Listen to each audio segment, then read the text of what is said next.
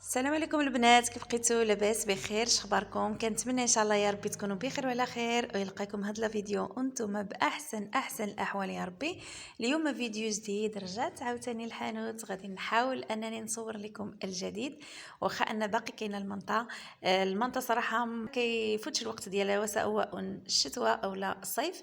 وكاينه كذلك الاغطيه ديال الصيف بحال صبرات، يعني لي زور كورشات بجميع الانواع سواء اللوينات ديالهم او لا الاحجام ديالهم على حسب العبار، وكاينه ديال بلاصه وكاينه ديال جوج بلايص.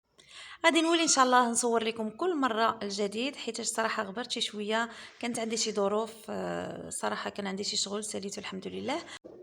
المهم بلا ما نزيد نطول عليكم الهضره بزاف، غادي نخليكم مع هذا الفيديو ان شاء الله. كنتمنى الى الاعجاب ديالكم، وكاينه الجديد ان شاء الله. دابا نصور لكم كما قلت لكم في الاول ديال الفيديو، غادي نصور لكم بالنسبه للاغطيه ديال الصيف والفوطات، لان بزاف ديال الاخوات اللي كانوا باغيين الجديد في الفوطات.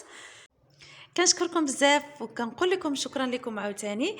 غادي نخليكم مع هذا الفيديو وفرجه ممتعه.